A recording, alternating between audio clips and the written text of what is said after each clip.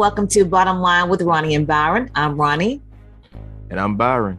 And today we have a lot to talk about, and we're going to start with the legalization of marijuana. People are trying to put that on the ballot for the 2022 election. Also on national news, we're going to talk about the special envoy for Haiti resigns, citing inhumane U.S. decisions to deport those thousands of Haitian migrants. And then we'll come back and talk about some high school sports as well as college sports that's taking place on tomorrow. And in entertainment, we got a few deaths to talk about, especially Anthony Johnson, well known for the movie Friday and House Party. And then we'll switch back to our relationship tea for the week. The topic is, when do you tell people the truth and when do you tell them what they want to hear? We'll get to it right after this.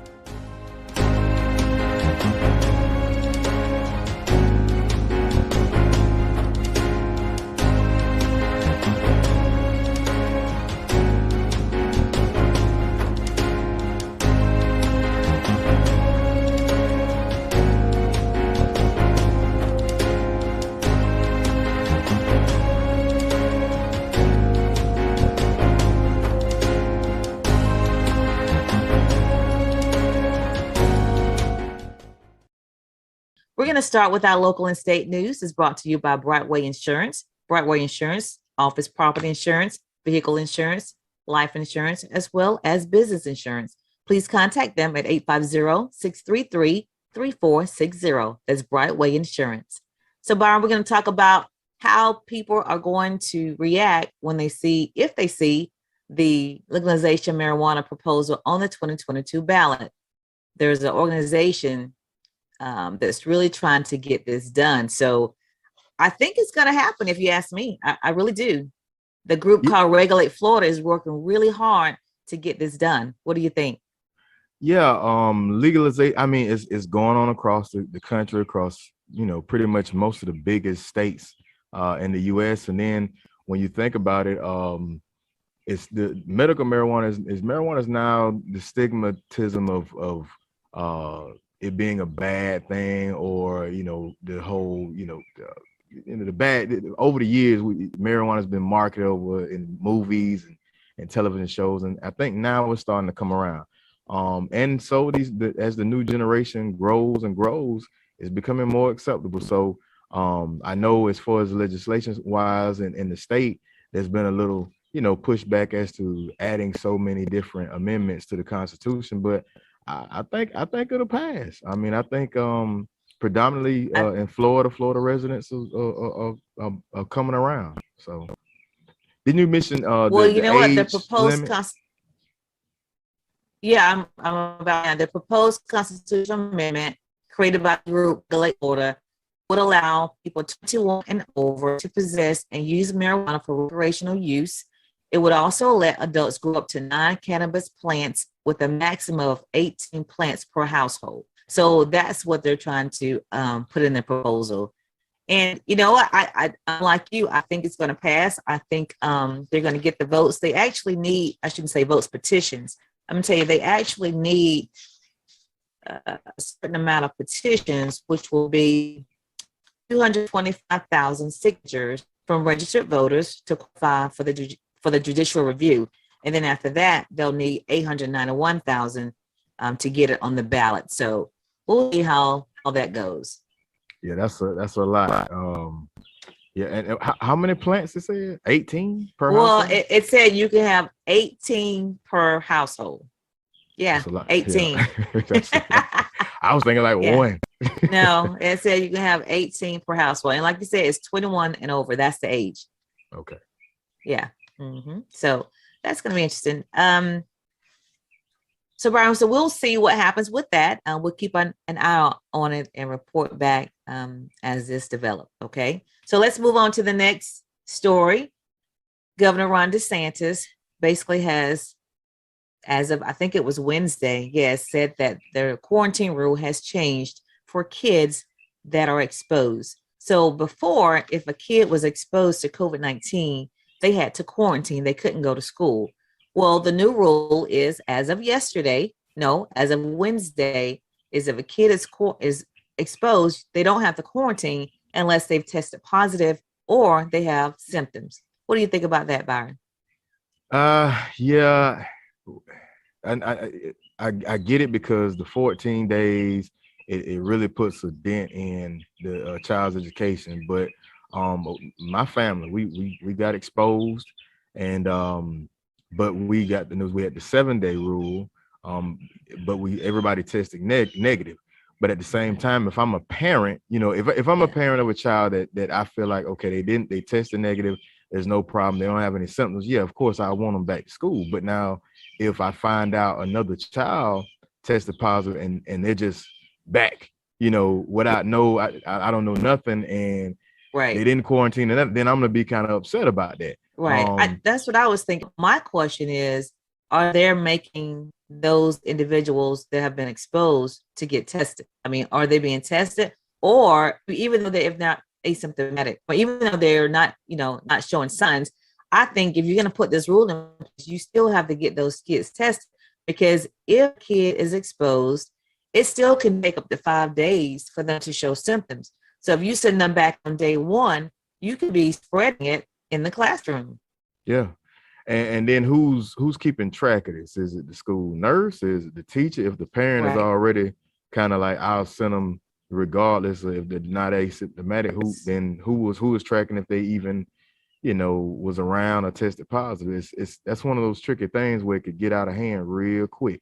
I know the intent, but that rule went into effect on Wednesday. Yeah. I think now we're getting to a level of complexity. Yeah. Well, as of Wednesday, if your kid is exposed to any other individual at school and they don't show any signs and they have not tested positive, they can go to school. So I don't know. Like I said, I think there needs to be some type of clarity on, are you making the students get tested that have been exposed, just to make sure? Because some people are not getting tested. They may be exposed. So you can send a kid to the classroom that's really positive and asymptomatic. So that's what I'm saying. They could be asymptomatic, but you know what I'm saying, not have any symptoms. So they could give it to somebody, right, even though they don't have any symptoms, right, unless there's some some new information they got. Question. Yeah.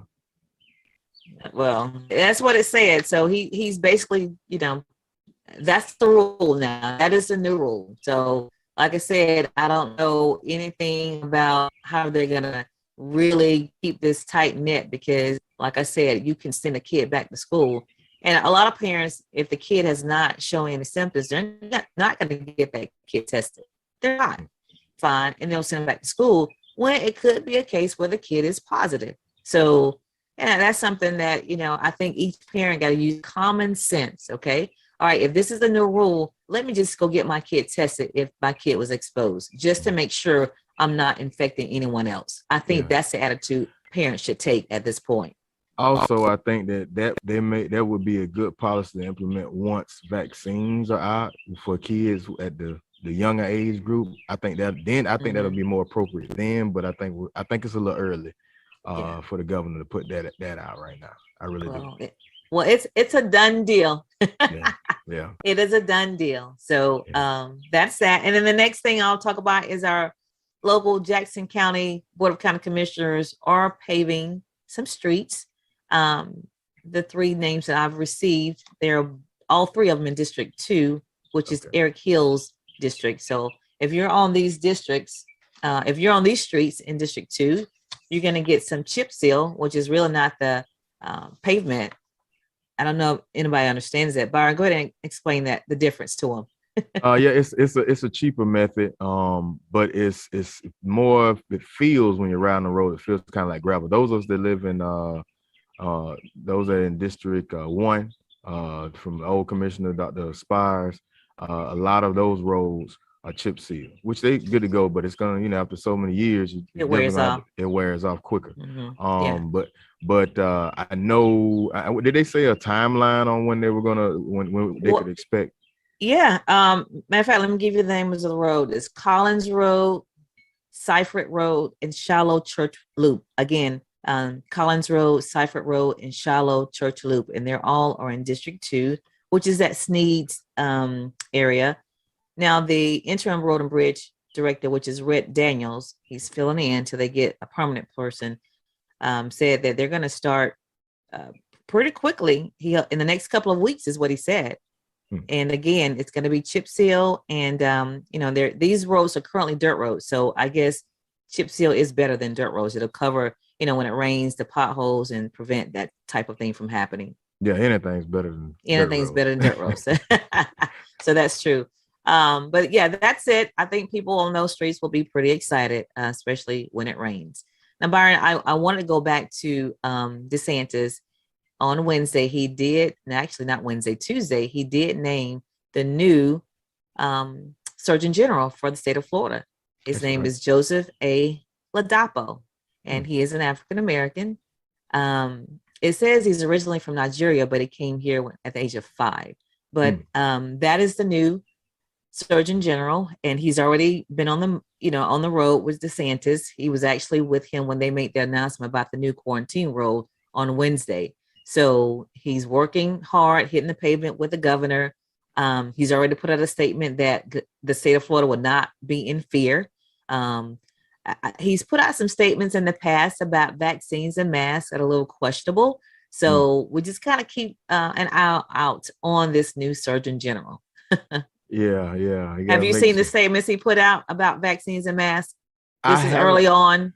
I haven't. I seen one. I think it was a clip. News clip, might have been a 20-second news clip where he was basically telling people, that wearing masks and everything was the right thing to do. But I remember feeling like, you sound like you kind of teetering the line there, Yeah, you definitely have to make sure that's just like the last Surgeon General we had. He got people got on him about some of the comments he made, U.S. Surgeon General. So.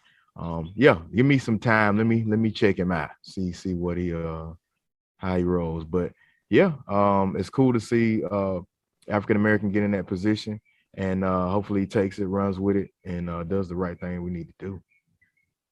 Well, let me just say this. There was some controversy. He's basically kind of said vaccine mandates can't stop the COVID spread. What? Yeah, he did say that, and this is like, I think last year in 2020. He said tools for stopping variants are limited, and like mask and distancing, vaccines are not a panacea, meaning it's not the answer. So that's what he said last year. So that's why he did say some, controversial, make some controversial statements. So, and this is a pointed position, right? Yes, by the Governor DeSantis, and like I said, his name is Joseph A. Ladapo. He comes from UCLA. He did graduate from Wake Forest as well. So he has some great credentials behind him. So we got to just kind of watch him. Yeah. Okay. All right. Again, the local and state news were brought to you by Brightway Insurance. They offer property insurance, business insurance, life insurance, and vehicle insurance. They are located in Marianna at 2867 Caledonia Street, and you can reach them at 850-633-3460. And they're open Monday through Friday from 9 to 5, and they are open on Saturdays by appointment only. What you got for national news, Byron? So for national news, before I begin, because we care, we are here when you need us. Long Granbury Funeral Services Incorporated, doing business as People's Funeral Home, Marianna and Battle Mortuary, Panama City, offers services that are within the reach of all.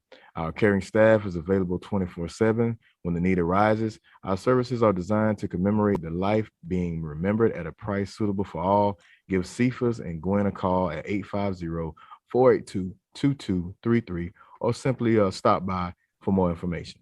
That's People's Funeral Home. So gonna begin. I kind of try to keep away from many of the national topics that all of the networks are gonna hammer, but it's hard for me to step away from this, Ronnie. So special envoy for Haiti resigns, citing inhumane U.S. decision to deport thousands of Haitians from the U.S. border. So Daniel Foote, I think I'm pronouncing it right, the U.S. special envoy for Haiti, handed in his resignation to Secretary of State Anthony Blinken, and saying he will not be associated with United States inhumane, counterproductive decision to deport thousands of Haitian refugees from the Mexican border. I think it was around 1,400 refugees that were repatriated, returned back back to Haiti thus far. Seems like to me, I don't know what it is, but the U.S. policy in regards to Haiti, even since I was little, has always it's always been, you know, seemed to me negative. It's like anytime you had Haitian refugees, you see the footage, boom, they get shot back. But you know, America has this thing where it's like everybody you know, comes over if they, especially when they're seeking asylum, and it's almost like roles have reversed, right? Democrats was on Republicans and the Republican administration for, you know, whether it was a travel ban, whether it was the border, you know, with South American migrants. Now Democrats are in charge, and it's like the same thing with Haitian migrants. I think America has to really redefine or come up with some better policy, especially dealing with Haiti. And Haiti has got slammed. I mean, earthquakes, hurricanes. They've had assassinations go on within their administration and their political parties and stuff like that. And it's getting crazy. And so you would understand what people are trying to, you know, seek asylum in America. Right. You can't blame them. You can't. I mean, you can't blame them. Yeah. I mean, you know, it's kind of sad to watch that. Let's talk about the whip, the horse whip. Yeah. Have you seen the pictures? Yeah. So I didn't. I'm gonna be honest with you. I didn't want to believe that it was. I was like, nah, that's probably, you know, that's probably the rope from like a Photoshop. You know, yeah, or somewhere the angle where it don't look, where it looked like something, but it's really not. And yeah, I'm like, where I'm to the point. I was talking with a cousin the other night, and it was like, who issued you that? Who gave the okay to say, all right, this go ahead and move forward and get the whip and start getting the people out of the way. Who does that? I mean, that's inhumane. I mean, that's crazy. You wouldn't even do that to a dog. Yeah. But you'll think to do that to the people, you know. Yeah. So where's the outrage? Bad. Where's the outrage though? Yeah, where's the outrage that you're treating humans like this? You're riding on a horse and you got a horse whip and you're trying like you're rounding up cattle. Where's the outrage? This country should be like, you know, in like a huge rumbles over this, but it's crickets. I haven't seen a whole lot. I mean, there's a group in South Florida that held a rally on Wednesday, a small group, but you know, there's not like a huge outrage overall. Where's the accountability? You see what I'm saying? Where's the now you're seeing in the media, you're saying that we jumping on different topics. We trying to get away from that.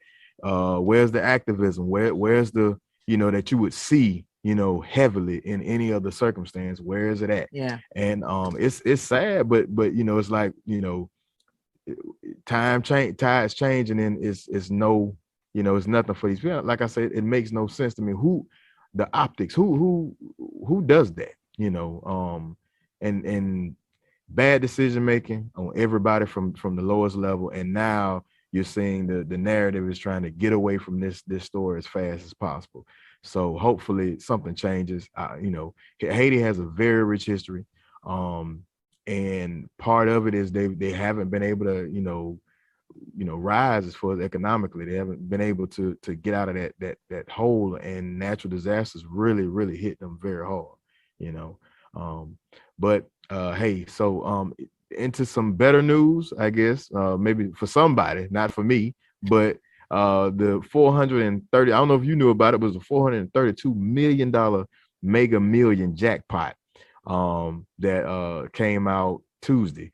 So here I was thinking I was going to be able to buy me a ticket and just have me a little chance at glory. And I missed out.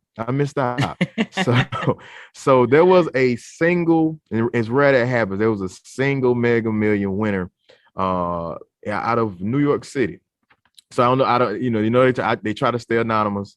I don't know if they found the ticket holder yet, but man, I know people going crazy trying to find that ticket. They matched all 6 numbers, and ended up I think the payout. You know, you can get the lump sum or you can get the annuity. The lump sum would be somewhere around 315 million, and the annuity. You know, I didn't break down annuity, but I'm a person. I'm good with annuity could at least give me, maybe a meal, a couple. It's got to be something like that a year. Man, that's a lot of money, Byron. Yeah. That's a lot of money. Yeah, I mean, 400. That's a big cut though. 432 to 315. But yeah, I personally would be good with annuity. I don't know how you do it, but a lot of times I'd sit around, and when they had those big jackpots, and we'd sit around and work and talk about what would we do, if we won. Just dream. Yeah. I would just travel. Dream. Yeah, I would travel. I'd probably have 7 degrees. And start just build my businesses and several businesses. Yes. Every kid I have a business. Yeah. Oh yeah, definitely. They're definitely every kid. They go to college, come back and run their own business. Mm-hmm. That would be the plan. Yeah. Well, yeah, that's pretty cool. Pretty cool. So in my next story, bipartisan police reform talks sparked by George Floyd's death collapsed in Congress. These bipartisan talks, after the death of George Floyd, a lot of protests, a lot of feelings and upsetness and people angered, trying to reform, have a conversation about police reform. I know there was a campaign to defund the police, and a lot of those talks started to arise. And so since now, it's conversations are dead at this point. Bipartisan talks. New federal police reform sparked by the death over with no plans to move ahead with legislation. So Senator Cory Booker told reporters that the negotiators were not making meaningful progress. They even attempted to adopt a Trump executive order that called for the establishment of national accreditation standards, along with banning chokeholds, no knock warrants, limiting the transfer of military equipment to state and law enforcement departments, and creating a database that documents complaints against officers. But Senator Tim Scott came out and spoke, and basically they couldn't come to an agreement, and looks like Senate Democrats are looking to just, I guess, go back to the states with it. But at this point, no more negotiations about police reform, and that's unfortunate. It's a done deal. So it's just it's a done deal. I mean, it'll get in the House, but it's not going to do anything in the Senate. All that work, a lot of people, effort and time in trying to get that beyond this point, and unfortunately, it's been unsuccessful. So, which that really makes our younger generation kind of figure out, feel like, why do we do all of that? It make, and I know it does, because I can kind of feel that way too. Like, we went through all those, jumped through all those hoops, did everything we're supposed to do, and there's nothing that is coming to fruition regarding police reform, and it's just a shame. It really is. I think 2 things from this is young people can take away from it. They have to get engaged and understand that they have to get that same energy when it comes to their local and their state elections, and knowing what's going on within their local, because it directly affects you. At the same time, not just getting engaged, but getting into politics and looking for who they want to fight and represent them in as far as in the national U.S. Senate and U.S. House reps. Because listen, these politicians they were duly elected, and they represent people that wanted them there. So that's what they're fighting. That's what they're working towards. And young people have to understand. They have to understand that they put a lot of energy in activism and fighting, but rarely do they vote. Their voting numbers don't represent. It doesn't match up. Yeah, right. It don't match up. Yeah, and, it doesn't. And so nobody in the political field really worries about them. The main thing I want young people to realize is not to get discouraged. Don't take this and feel like there's no need to bother at all. You just got to redirect your energy towards an effective, plan, an effective strategy. I look at it this way. If you're in Walmart and you have a spill on aisle 7, whatever, paper and goods, you're not going to go and call the Walton family or the head, the CEO of Walmart for that spill of water. You're going to go and find the manager or another associate, or even the store manager if you want to. But, and that's the same way I look at it when it comes to local and state. If you got an issue with the police reform and things was going on in your city, in your county, you can directly affect that. If you don't have things in your neighborhood, in your community, in your county, your district, you can affect go that. to, yeah. And that's what it goes back to, learn teaching at an early age how local and state and congressional politics work. I think we got to start at age 5 because there's a whole generation, I think, that just missed it, that don't understand how to get things done, don't understand their value in local government, the value of their vote, the value of their voice. They don't understand that. So I think we need to really start at age 5 and teach our kids, listen, this is how it works here. This is how it's set up. And this is how it's done. If you are wanting change in your community, you have to talk to your local officials. And this is how it's done. You have to have a relationship. You have to understand that they represent you. And if there's something that's being done that you don't like, that means you have the option to get them out of office and put someone else in. You are valuable and you have those particular powers. So I think we need to instill that into them at an early age, Byron. Yeah, I agree. That's the bottom line. That's the bottom line because they miss it. So, all right, what else you got? That's it. So we've covered a lot of the main topics. We've covered Haiti, and I hate the Haiti. Look, people, y'all, we got to do better. But the national news was brought to you by this national segment was brought to you by People's Funeral Home. Because we care, we are here when you need us. Long Granbury Funeral Services, doing business as People's Funeral Home, Mariana and Battle Mortuary, Panama City, offers services that are within the reach of all. Our caring staff is available 24/7 when the need arises. Our services are designed to commemorate the life being remembered at a price suitable for all. Give Cephas and Gwen a call at 850-482-2233 or simply stop by for more information. It's People's Funeral Home. Okay, we'll move right into our local sports. So tonight we have some high school football action, and I'll just give you a couple of we only have a couple in the area, but Graceville is at Liberty County tonight. Graceville unfortunately lost their homecoming last week to North Bay Haven, and they lost pretty badly, 38-0. Now, yeah, they did. Cottondale is at home tonight against the same team, North Bay Haven. So we'll see how that goes. But last week, Cottondale did lose to Bozeman, 48-22. In Bluntstown last week, they beat Freeport, 55-17. But tonight, they were supposed to play this team called Whatcom Academy out of Jacksonville, but that team canceled the game. So Bluntstown will not be playing at all tonight. And Bluntstown is doing pretty good, really good. Sneeze, yeah, they're kind of like a powerhouse in the area. Sneeze is at home against John Paul II. I don't know where that school is, so I'm gonna have to look that up. But Sneeze, again, they lost like the other teams in Jackson County. They lost to Holmes County last week, 34-13. And then Mariana is at Walton tonight. And they were the only team in Jackson County to win last week. They beat Rutherford last week, 20-7. Chipley is at Freeport tonight. They beat Vernon last week, a whopping 50-0. So those are your high school football action tonight. And then, but again, if somebody knows what John Paul II is, please let me know, because that is the team that Sneeze is playing.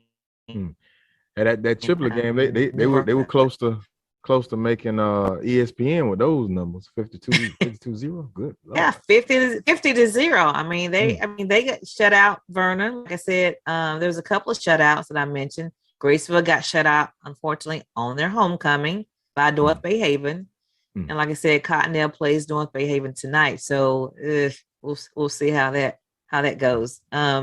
Now, moving over to tomorrow, your college flag, you get Florida State versus Louisville in Tallahassee. Everybody knows that Florida State did lose to Wake Forest last week, 35-14. And with that said, there was some rumbling, there's some talking about possibly entertaining Primetime himself coming back to Tallahassee. I always say the school that he Leave built. crime alone. Leave him But alone. I know people can have some differences regarding that. What do you think? But I mean, go ahead and say what you want to say about possibilities. Nothing, official. People just kind of talking. Boosters are really kind of leaning in the direction of, kind of to come up push this campaign. But what do you thought? What are your thoughts? Go ahead. They leave prime time alone. I think with the way the contract, I'm not sure exactly. This is just rumor mill, but the contract that they have with Mike Norville is pretty much they kind of stuck with it, as far as having to pay him out and all that stuff. But leave Prime alone. Prime, had opportunity to get Prime. Prime is doing his thing at Jackson State and is building a culture there for the HBCUs. And it's a lot more celebrity kids and top prospects that are going to the HBCU. So leave Prime alone. Let Prime. I hope he just another point to be made is money ain't everything. And he's achieved so much. I don't know. But if he does, But Byron, I'm not going to cancel.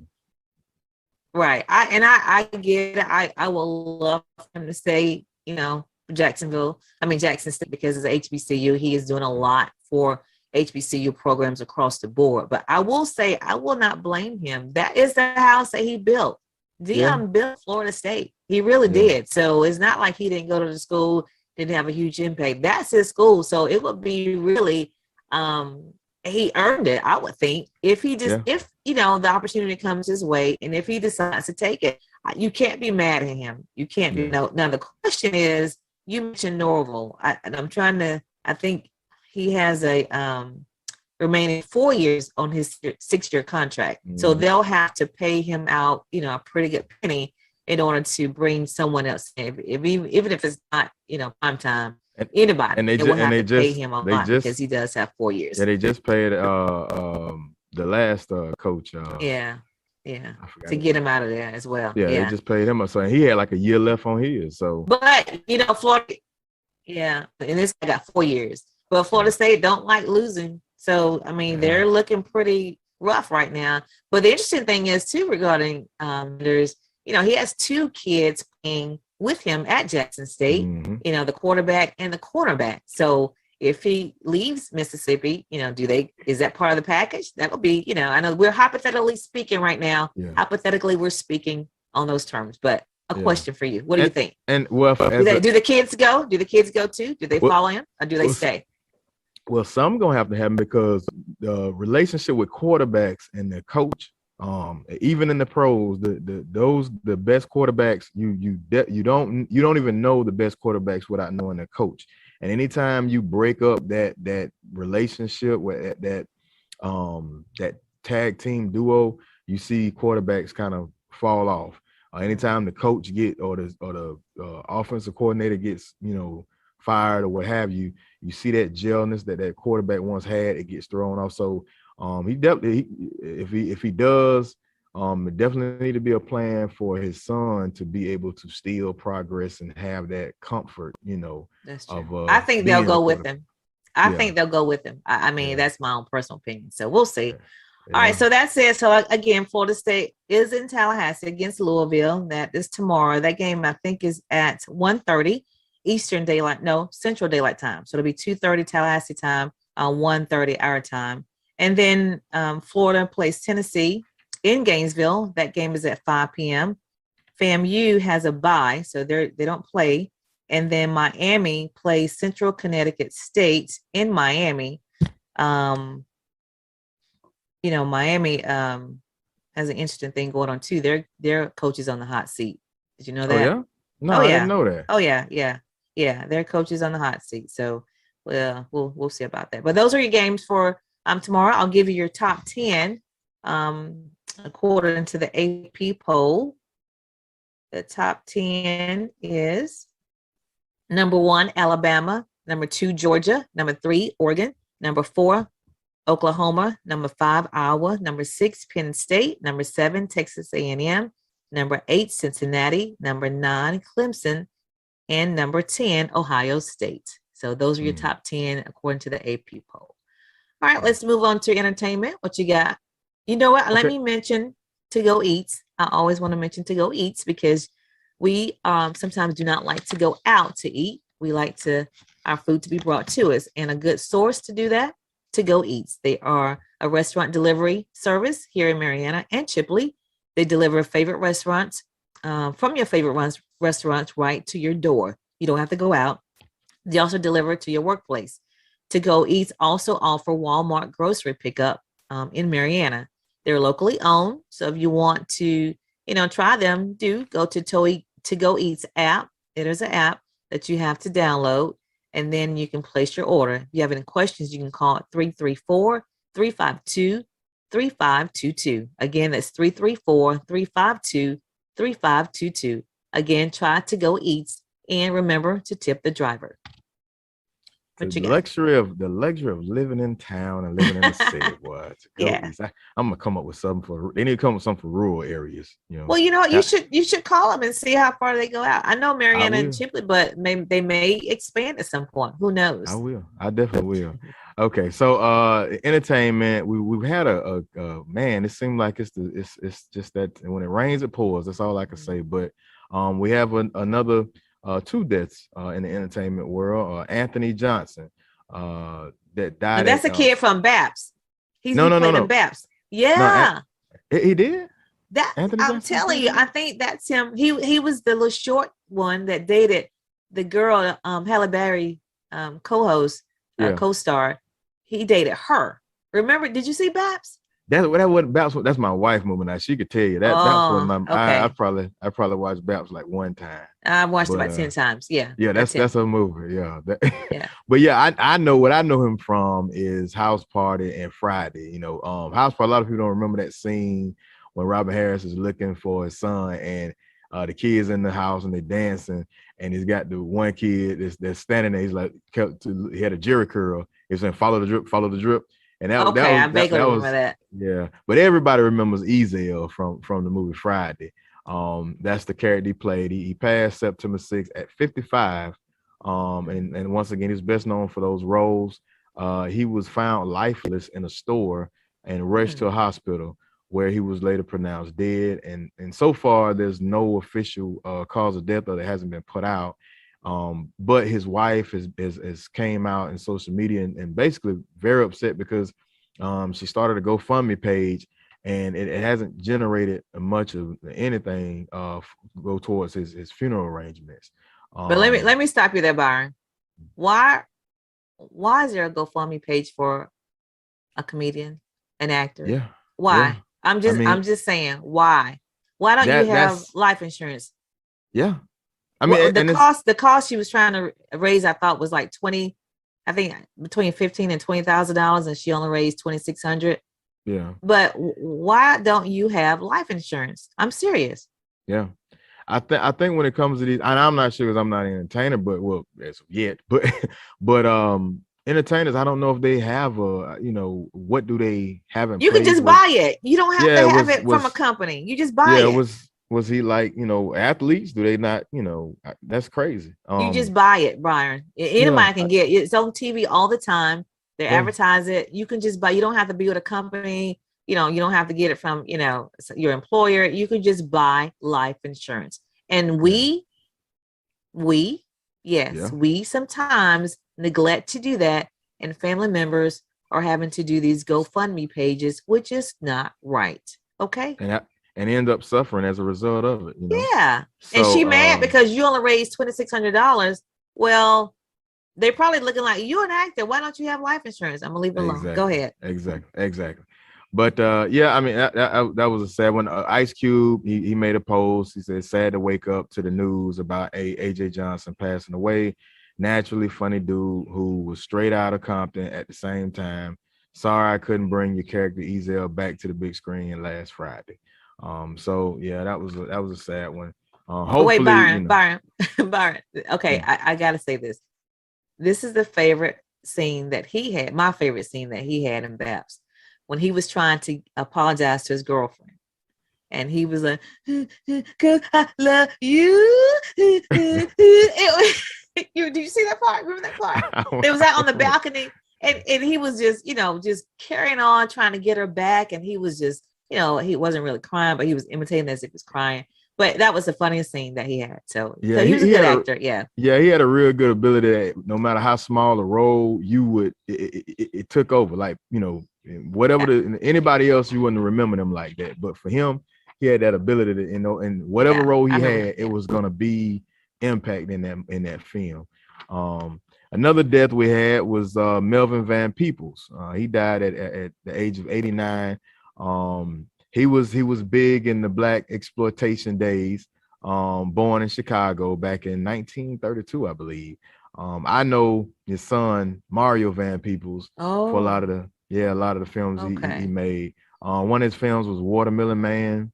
I know this is back in like the 70s. He did co-direct the movie Panther back in 1995. That was a big hit. Yeah, so he was big. He inspired a whole generation of young filmmakers to be active, and to learn how to do films with minimum money, minimum budgets. So he was real big in the heyday, and sad to see him go. He was 89. 89. So he got his year 89. So yeah. Yeah, 89. But so in other news, Shark Tank, Damon John recruits Kevin Hart, Tyra Banks, more Black entrepreneurs for his Black Entrepreneurs Day. Damon John, that's the gentleman that was partnered with owner of FUBU. Forrest Biles, that was big in the 90s. I know I had a bunch of FUBU gear, and he plays on Shark Tank. He wants to help other Black business owners succeed and entrepreneurs succeed. So he's gearing up for another their inaugural Black Entrepreneurs Day presented by Chase for Business. They're also giving away it was over $200,000 in a grant with they're coing up with the NAACP. So I think it was from September 23rd to the 28th. Black entrepreneurs and small business owners could apply for a $25,000 NAACP Power Shift grant through their same events website. And so now they have even more that they're giving out through that same Power Shift grant. The event will be October 14th at the famous Apollo Theater, and it'll stream live on Damon's official Facebook page across all Facebook channels. So that'll be cool to see Kevin Hart and people like that on Shark Tank and see their business savvy minds and how they work. And also, it helps people, they get an opportunity to get investors and things. Yeah, that's a good show. I think the show overall is a good show, and how it helps, entrepreneurs get a start and get the money that they need. So pretty good. Yeah. That's all you got? That's all I got. That's it. Okay. All right, good. Well, let's go to our relationship tea segment. Relationship tea. So today's topic is going to be, when do you tell people the truth and when do you tell them what they want to hear? Relationship tea. When do you tell people the truth and when do you tell them what they want to hear? Because honestly, and I've recently have had an experience, people can't take the truth. They just can't. They can't take the truth. They can't process it. They don't want to hear it. So it kind of leaves you like, okay, well, I'm either not going to say anything or I'm just going to tell you what you want to hear. What do you think? I would say this, over the years, as a family member, as a husband, father, cousin, brother, I've learned to I have a real problem with listening, and not being the fix it guy. But over the years, I've kind of just been like, I'm me. If you come to me for something, I'm gonna give you the honest to God truth, and you take that. And it seems like a lot of people, especially family and friends, they look to me for that. They won't come to me because they know they're gonna get the real truth, and then I give it to you, and you take it and you go with it. But I'll forewarn you, hey, be careful, because I'm gonna give you the truth. But I especially with my wife, a lot of times I kind of try to just be quiet and just listen. Don't try to fix it this time. Just try to listen. But a lot of times, in my opinion, people need that not tough love, but just raw truth sometimes, because they can kind of go on that path, and other folks that's around them won't, they will either, boost them up when they're wrong. And a lot of times a person needs to know, like, hey, look, or you may need help, or look, you're not the right one here. So, I think truth is better. But some people want to hear the truth, Byron. Yeah, you're right. It is better, but some people can't. When you're constantly in a situation where you're telling people the truth and they're getting offended or they don't want to hear it, I mean, what do you do? Yeah, to be honest with you, do you just say, you know what, don't ask me, or you know what, whatever you say is right? Yeah, I just put it out there. I'm gonna tell you what I think, tell you how I feel, and I get avoided. I do get, people, they won't bother to say nothing to me about certain stuff because I've been told I'm too opinionated, and that's cool. But at least that I'm gonna give you my honest opinion, the truth as I see it, and if you get that from somebody else, maybe you feel like, well, yeah, Byron is a good person to talk to, because I'm not gonna be rude about it, but I'm gonna tell you, like, hey, this how it's looking for me. Hindsight 2020. I think you should, this, that, and the third. Well, don't you think? I mean, if you have if you have true friends or true, when I say true relationships that are, your ride or die people that are around you, whether it's friends or family, you should be able to tell each other. I mean, you yourself should be able to receive the truth, whether it's good, bad, or ugly, or it's a critique. You should be able to receive that, right? So I'm giving an example, and this is, I said this when this happened. What's her name? Shakira, the one that Shakira, young girl. Yeah, I get it, and I made this joke, but I was really telling the truth. I said, if she had some Preach. You know who Preach is? Preach is the guy from All American. Yeah, I got you. Okay, so Preach would have told her, "No, Shawty, you go on to the Olympics, and we'll be here when you get back." Yeah. They'd have told her the truth, like, "No, you don't do that now. You wait. Yeah. We'll hit you up when you get back, but you go on right now to the Olympics and bring back the medal." Yeah. So if she has some, don't do that now. You just go on. I mean, if people around her would have told her the truth, she wouldn't be in the situation. Like I said, Chicago, right? That's what I'm saying. You need some Preach around you. And I always say him because to me he seems like he's a straight up guy. He's a character out of All American. If you don't know. Yeah.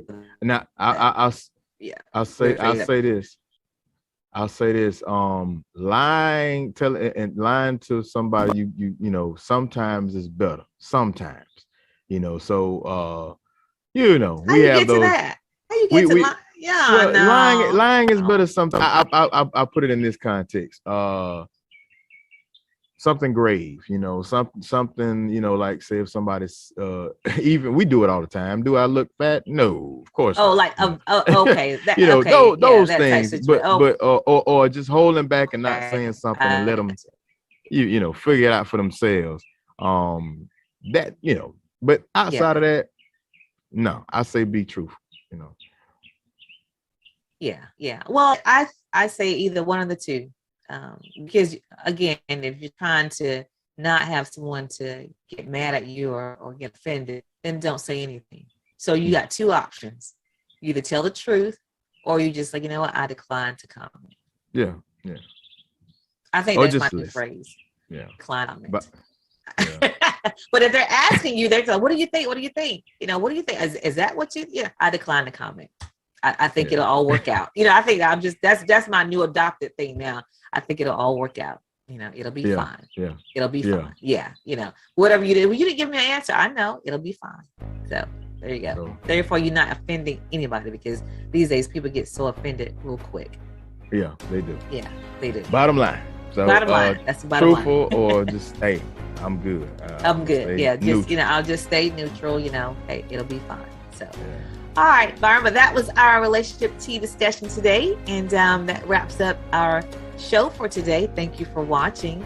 Really appreciate it. And stay tuned every Friday, 12 o'clock for Bottom Line with Ronnie and Byron. And if you know the truth, remember this: if you know the truth, You will speak the truth, and the light shines brighter when it shines for two. We'll see you next week. Peace.